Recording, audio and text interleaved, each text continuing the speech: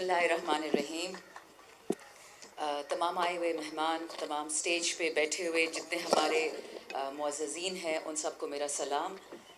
मैं कोशिश करूँगी थोड़ा कम बोलूँ, क्योंकि जिस तरह स्पीकर साहब ने कहा ना, मुझे अली मोहम्मद साहब की माशाल्लाह जो फायरी एलोक्वेंस है वो मेरे में है, ना शहरयार का सब्र है मुझ में।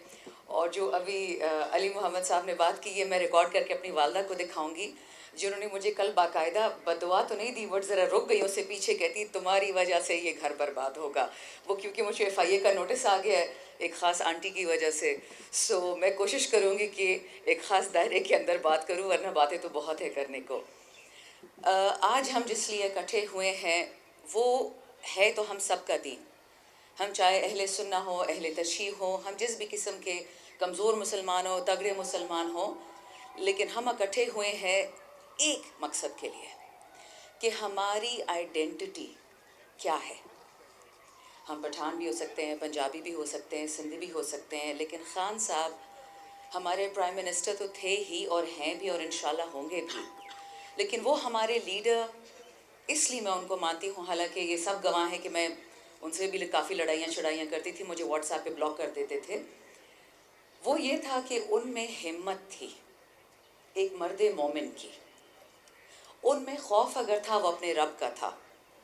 हमारे प्राइम मिनिस्टर इमरान खान, मैं ये नहीं कहती कि वो नऊज़ुबिल्लाह पैगंबर थे या गलतियों से पाक थे, वो हमारी तरह इंसान थे, लेकिन जो उनमें एक सिफ्त है जो अल्लाह ने उनको दी है, वो सिफ्त ये है कि वो लड़ते हैं अपने रब के लिए और अब उसके महबूब रसूलुल्लाह सल्लल्लाहु अलैहि वसल्लम के लिए।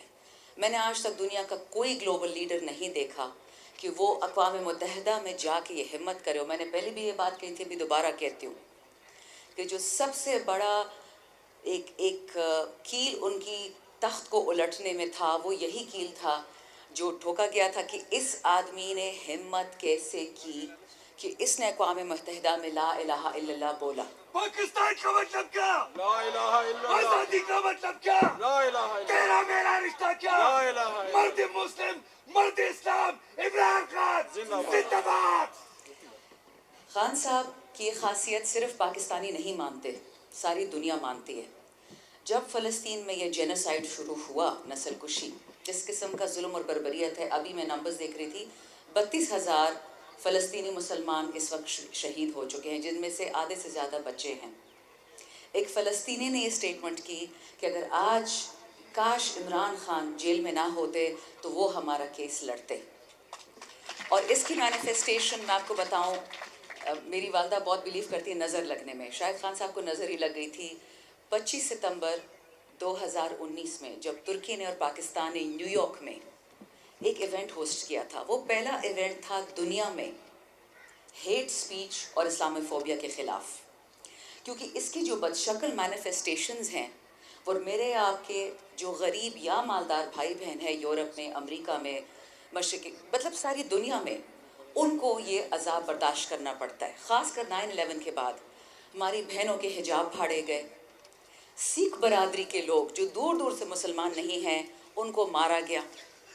हमारे उनके कवानीन ऐसे बने एक ख़ास मुल्क में जिसमें अगर मुसलमान की अगर एक नॉन मुसलमान की 1 साल की सज़ा थी तो मुसलमान की 3 साल की सज़ा थी।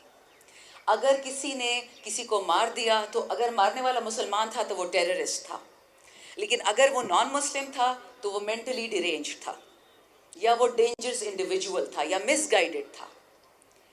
इस्लामोफोबिया का लब्बे लुबाब ये है कि हमारा दीन नऊज़ुबिल्लाह, जिसका इस्लाम सलम से लफ्ज़ निकला है, इस्लाम और टेररिज्म, इस्लाम और दहशतगर्दी, इस्लाम और तशद्दुद एक ही चीज़ है। हमारे मर्दों को जिनकी दाढ़ी हो या पगड़ी पहने उनको टेररिस्ट कहा जाता है कि जी बच्चे उठा के ले जाते हैं। इन बातों के साथ हम बड़े हुए हैं, ये हमने देखा। मैंने 10 साल यूरोप में गुजारे हैं, मेरे साथ तमीज़ में थे, हया में थे, इज़्ज़त में, लेकिन आंखें तो है ना हमारी। मैं स्विट्ज़रलैंड में रह रही थी जब उन्होंने ऐलान किया कि किसी भी मस्जिद पे हम अलाउ नहीं करेंगे कि हम ऊंची बनाए कोई भी इमारत, क्योंकि ये मिज़ाइल की तरह लगती है। अब आप सोचिए, पढ़े लिखे लोग हैं, इसमें ये बात उनको शेवा देती थी।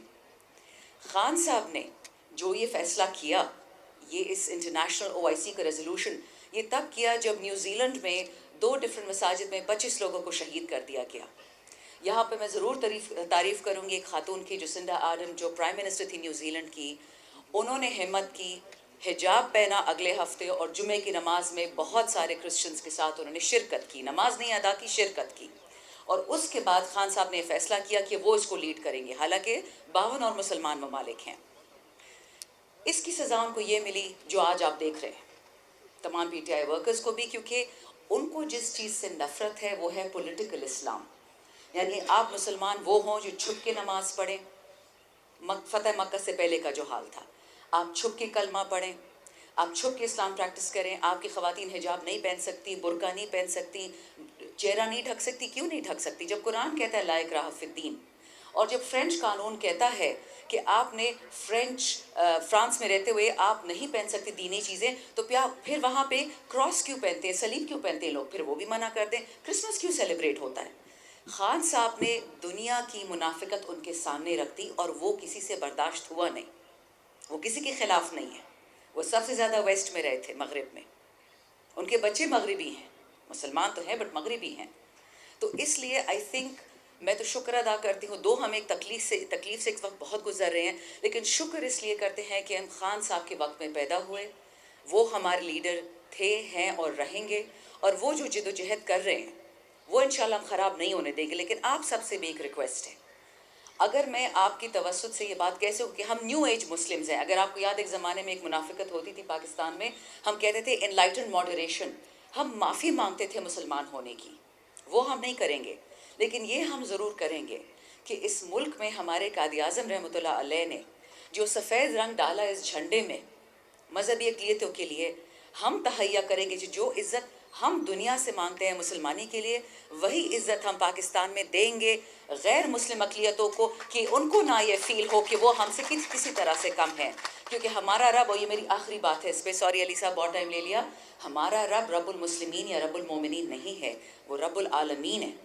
تو کیونکہ وہ رب العالمین ہے، ہم نے اس کی عزت کرنی ہے. ہمارے جو قرآن میں ہے، ہم نے اپنے بھائی بہنوں کو اپنے ساتھ لے کے چلنا ہے، اور انشاءاللہ ہم اس میں بھی کامیاب ہوں گے. وقت لگے گا لیکن ہمت نہیں ہارنی. اور یہ یاد رکھیں کہ جو لوگ راہ راست پہ ہوں گے وہ کبھی بھی نہیں خراب ہو سکتے. بہت شکریہ.